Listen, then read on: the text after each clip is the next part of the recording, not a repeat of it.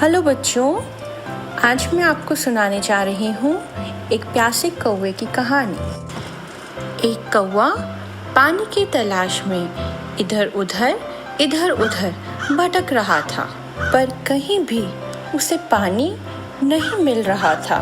मिल रही थी तो सिर्फ निराशा। वो थक हार के एक पेड़ की टहनी पर जाके बैठ गया। प्यास से उसका बुरा हाल था। वो हर पल बस पानी के बारे में सोच रहा था। गर्मी ने उसमें सांस लेने तक का भी साहस नहीं छोड़ा था। तभी अचानक उसकी नज़र नीचे पड़े एक घड़े की तरफ गई। कौवा घड़े को देखकर बहुत खुश हुआ। उसकी उम्मीद जाग गई कि अब उसकी प्यास बुझ जाएगी। वो उड़कर घड़े की तरफ गया। जैसे ही उसने पानी पीने के लिए चोंच घड़े के अंदर डाली तो उसके चेहरे की सारी खुशी एक उदासी में बदल गई। उसने देखा कि घड़े में पानी बिल्कुल कम था, जहाँ तक उसकी चोंच नहीं पहुँच पा रही थी। कौवे ने बहुत यत्न किए कि उसकी चोंच पानी तक पहुँच जाए। उसने घड़े को धक्के मार के हिलाने की कोशिश की, पर घड़ा इतना भारी था कि टस से मस ना हुआ। निराश हुआ कौवा अब और थक गया था, परंतु उसकी प्यास उसे आराम नहीं लेने दे रही थी। तभी कौवे ने देखा कि घड़े से कुछ दूरी पर कुछ कंकड़ पड़े हैं। कौवे को वो कंकड़ देखकर एक तरकीब सूझी। कौवा एक कंकड़ उठाकर लाया और उसने वो कंकड़ घड़े के पानी में डाल दिया। पानी थोड़ा सा ऊपर आ गया। कौवे ने एक और कंकड़ डाला, पानी थोड़ा सा और ऊपर आ गया। इसी तरह कौवे ने काफ़ी सारे कंकड़ घड़े में डाल दिए और पानी को इतना ऊपर ले आया जहाँ तक उसकी चोंच आसानी से पहुँच सके। कौवे की चोंच अब पानी तक पहुँच चुकी थी। फिर कौवे ने पानी पीकर अपनी प्यास बुझाई और उड़ गया। तो बच्चों, इस कहानी से हमें यह सीखने को मिलता है कि बुद्धि और हिम्मत हर असंभव कार्य को संभव बना सकती है। आलस और निराशा हमें एक नाकामयाब इंसान बना देती है। अगर हम किसी चीज़ को पूरी लगन से चाहें तो हर उस चीज़ को अपनी मेहनत से हासिल कर सकते हैं, क्योंकि जहाँ चाह है वहाँ राह है।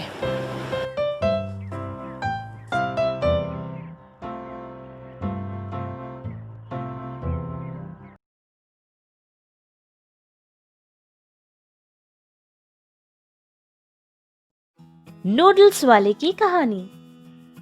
शिरीष 9th क्लास पढ़ रहा था। उसके माता पिता उनके गांव में एक छोटे से होटल में काम किया करते थे। शिरीष उनका इकलौता बेटा था, जिससे बहुत ज्यादा लाड और प्यार से वो पला था। उसके माता पिता जो भी वो मांगता था उसको इनकार किए बिना सब कुछ उसके सामने हाजिर रखते थे।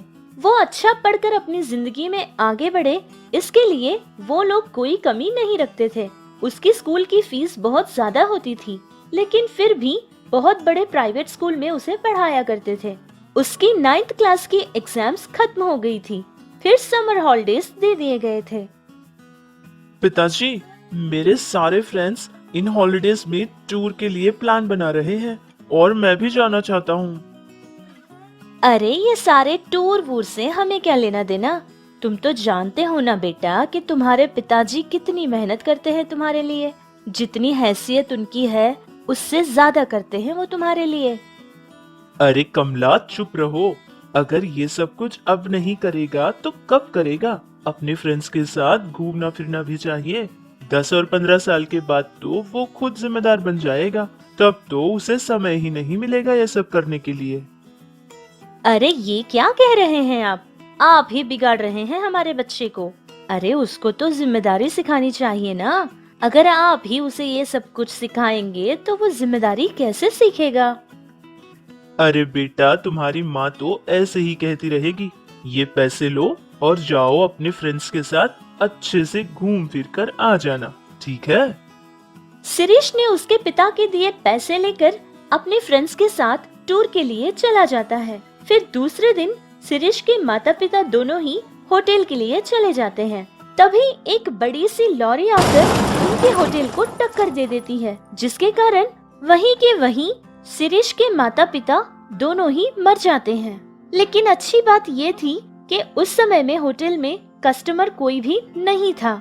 बहुत बुरी तरह से उस एक्सीडेंट में शिरीष के माता पिता दोनों ही मर जाते हैं।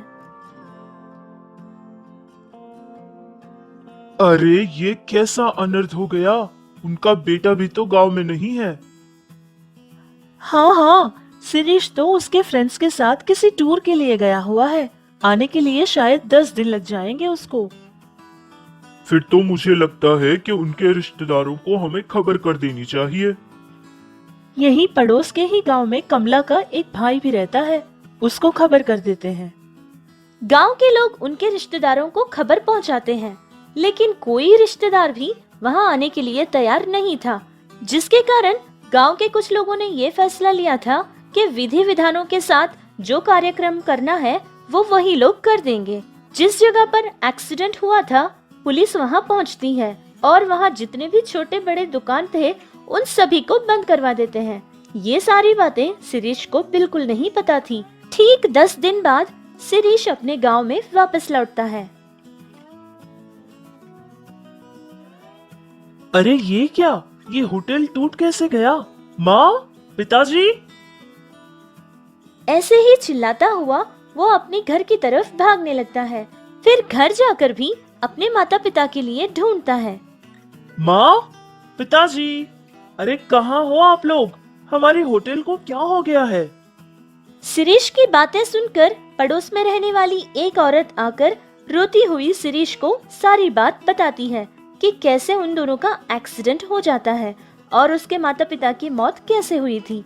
ये बात सुनते ही शिरीष की तो धड़कनें रुक गई थी और वो बहुत ज्यादा रोने लगा था। शिरीष की माँ कमला ने उसके पिता से प्यार करके शादी की थी।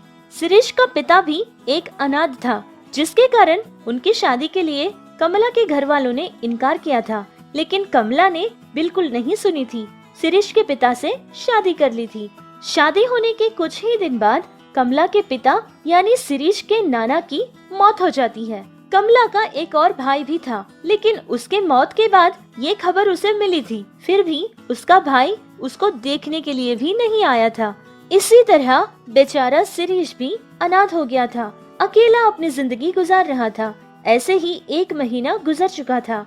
घर का किराया नहीं बन पाया था, जिसके कारण वो घर भी छोड़ देता है और पढ़ने के लिए उसके पास पैसा भी नहीं था, जिसके कारण वो अपना पढ़ना भी छोड़ देता है।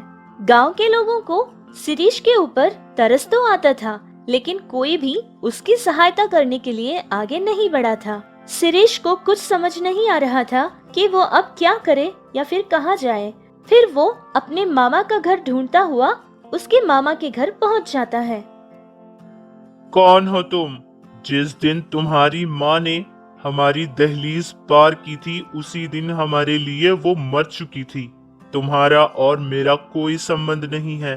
तुम भी तुम्हारे बाप की तरह ही हो। जाओ यहाँ से और इस तरफ दोबारा कभी मत आना। शिरीष के सगे मामा ने भी उसे अपने घर से भगा दिया था, जिससे शिरीष का दिल टूट गया था, जिससे उसे अपनों पर से भी विश्वास उड़ गया था। चुपचाप वहाँ से चला जाता है। उसने सोच लिया था कि जिस गांव में उसके माता पिता ही नहीं है, उस गांव में वो नहीं रहेगा। जितना पैसा उसके जेब में था, उन पैसों से वो एक बस के टिकट खरीदता है और एक शहर के लिए निकल जाता है। शिरीष को लगा था कि अब उसकी जिंदगी में सारी परेशानियां ही होगी। वो ये भी जानता था कि वो शहर जाने के बाद वहाँ उसका स्वागत करने कोई नहीं आने वाला है, या फिर अपने गांव वापस लौट जाए तो उसको अपने घर में कोई नहीं रखने वाला है। वो इसी तरह सोचता हुआ शहर पहुँच जाता है। शहर पहुँचने के बाद जितनी भी होटल्स उसे नजर आई थी, उन सारे होटल्स के पास जाकर अपने लिए कोई काम मांगता है, लेकिन सारे होटल्स में यही कह रहे थे कि इस उम्र में उसे कोई काम नहीं देगा। आखिर उसने देखा कि एक सड़क के किनारे पर एक छोटी सी बंडी रखे हुए एक बूढ़ा आदमी खड़ा कुछ बेच रहा था। वो उसके पास चला जाता है। चाचा जी, क्या आप मुझे कोई काम दे सकते हैं? अरे बेटा, कौन हो तुम? देखने पर तो स्कूल पढ़ रहे बच्चे की तरह लग रहे हो। तुम क्या काम करोगे बेटा? वैसे भी किसी को काम पे रखूं इतनी हैसियत मेरी कहाँ है बेटा।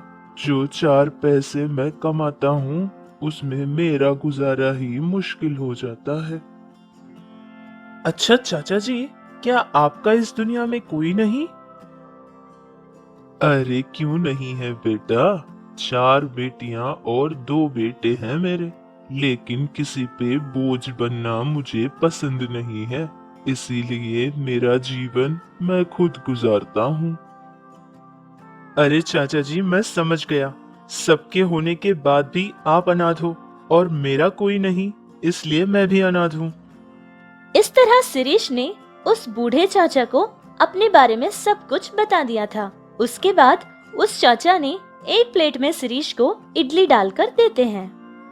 चाचा जी, आपका इस दुनिया में कोई नहीं और मेरा भी इस दुनिया में कोई नहीं है। मैं आपके साथ रहना चाहता हूँ और आपका मैं पूरा ख्याल रखूंगा। क्या आप मुझे अपने साथ रहने देंगे? इतनी छोटी उम्र में अपने माता पिता को खो दिया तुमने और अकेले अनाथ हो गए, और मेरा सब कुछ होने के बाद भी मैं अकेला हूँ। अगर तुम्हें यही पसंद है कि मेरे साथ रहना है तो तुम रह सकते हो बेटा, लेकिन हाँ, मेरे अंदर अब इतनी ताकत नहीं है कि मैं तुम्हारा ध्यान रख सकूं। उस बूढ़े चाचा ने ये सोचा था कि अगर शिरीष को उनके पास रहने से अगर वो भी मना कर देंगे तो शिरीष पता नहीं किस रास्ते में चला जाएगा और कौन सा गलत रास्ता अपना लेगा। इस डर से वो बूढ़े चाचा मान लेते हैं और शिरीष उनके पास रह जाता है। वो चाचा एक छोटी सी झोंपड़ी में रहा करते थे। हर दिन सुबह शाम इसी तरह इडली बेचकर अपना जीवन का गुजारा किया करते थे। शिरीष के आने के बाद वो सारा काम शिरीष ही किया करता था। उस बूढ़े चाचा से कोई काम नहीं लेता था, लेकिन जितने पैसे उन्हें मिलते थे उन पैसों में दोनों का जीवन बहुत मुश्किल होता था। उनका खर्च उन पैसों से नहीं निकलता था। अरे चाचा, इस जमाने में ये इडली वड़ा कौन खाता है? हम ना नूडल्स बनाकर बेचेंगे। अच्छा, वो वही ना जो लंबे लंबे सांप की तरह लगते हैं। अरे बेटा, वो मुझे बनाना कहाँ आता है। मैंने नूडल्स बनाना मेरे पिताजी से सीखा था। वो सब तो मैं कर लूंगा, लेकिन उसको बनाने के लिए सामान की जरूरत पड़ेगी। कम से कम हमारे पास 3000 रुपये तो होने जरूरी है। इतना पैसा? उतना तो मेरे पास नहीं है। हाँ हाँ बेटा, 1 मिनट रुक जाओ। ये कहते हुए वो बूढ़े चाचा अपनी पोटली को खोलते हैं और उसमें से एक डिब्बा निकालते हैं, जिसमें से बहुत ही पुरानी 100 रुपयों के नोट 10 नोट निकालते हैं। क्या नहीं चलते? मैंने 4 साल से ये पैसे बचत किए थे बेटा। अरे चाचा, ये 100 के नोट तो आजकल कहाँ चलते हैं? ये कहते हुए बहुत ही निराश होकर अपने हाथ में जो डिब्बा था उसको फेंक देते हैं। तभी कुछ अलग सी आवाज आई थी। देखा कि उसमें तो एक अंगूठी थी। अरे चाचा, ये तो अंगूठी है। अरे हाँ हाँ, इधर लाओ, मैं भी देखता हूँ। ये कहते हुए वो चाचा उस अंगूठी को अपने हाथ में पकड़कर उसको छूते हैं और कहते हैं कि ये अंगूठी तो मुझे मेरी शादी में मिली थी, शायद अब इसका दाम उतना ज्यादा नहीं होगा। फिर शिरीष ने उस अंगूठी को अपने हाथ में लिया था। चाचा, ये अंगूठी तो बहुत भारी लग रही है। इसके तो हमें कम से कम 2000 रुपये तो मिल ही जाएंगे।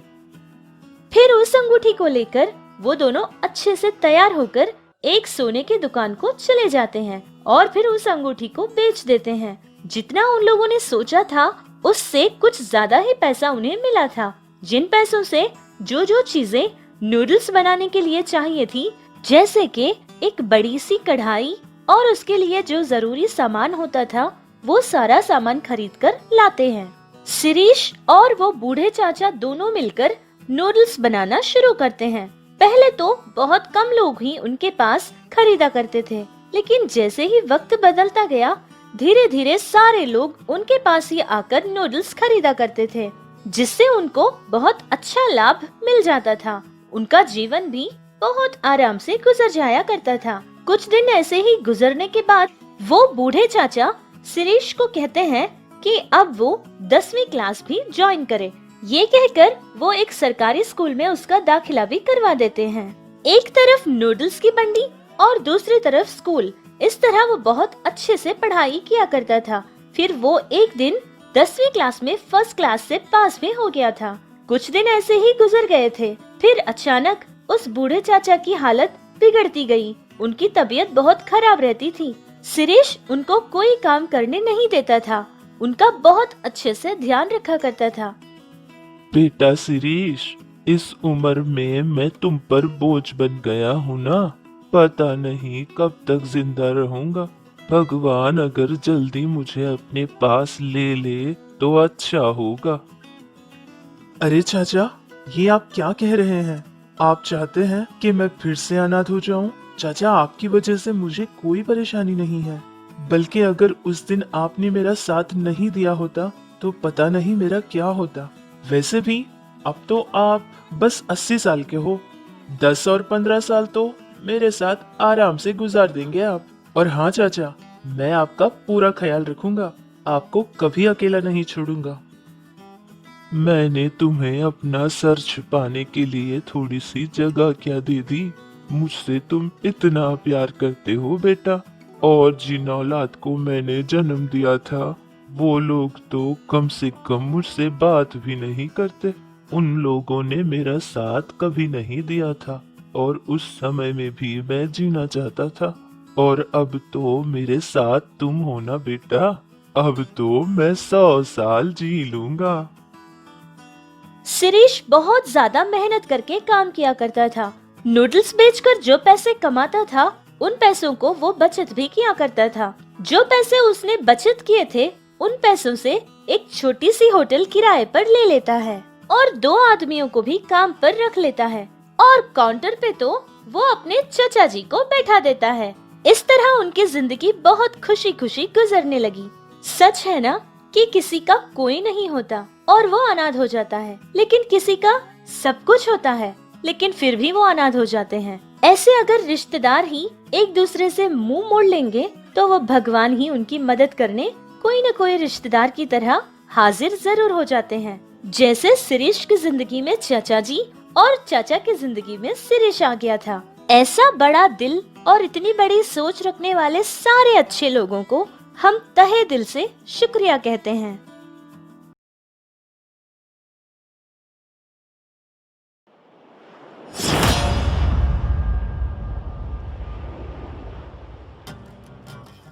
हेलो बच्चों, आइए आज हम सुनते हैं खरगोश और कछुए की कहानी। एक बार की बात है, एक जंगल में एक खरगोश और उसका दोस्त कछुआ रहते थे। खरगोश को अपने तेज भागने व अपनी चुस्ती पे बेहद घमंड था।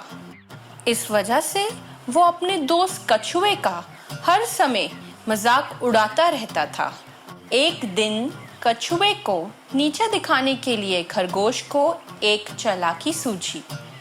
उसने अपने दोस्त कछुए से कहा, अरे मेरे दोस्त कछुआ, मैं कल से किसी को दौड़ लगाने का मुकाबला करने के लिए ढूंढ रहा हूँ, पर कोई मिल ही नहीं रहा।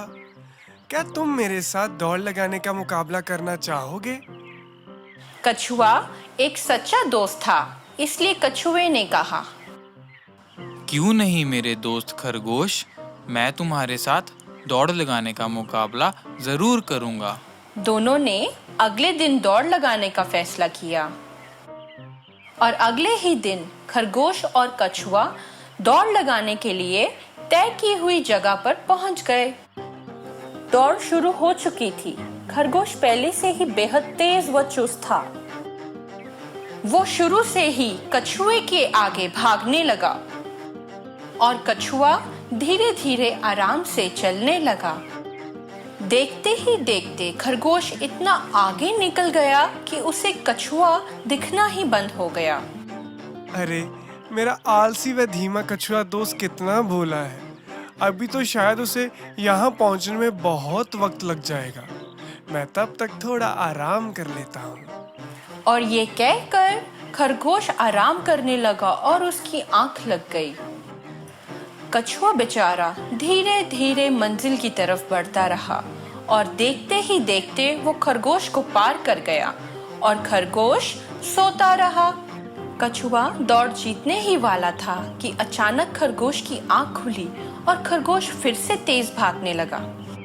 पर जब तक खरगोश कछुए को पार करता तब तक कछुआ दौड़ जीत चुका था और खरगोश अपने घमंड की वजह से हार चुका था। तो बच्चों, इस कहानी से हमें यह सीखने को मिलता है कि मेहनती इंसान आज नहीं तो कल सफल जरूर होता है और घमंडी इंसान का घमंड आज नहीं तो कल टूट ही जाता है।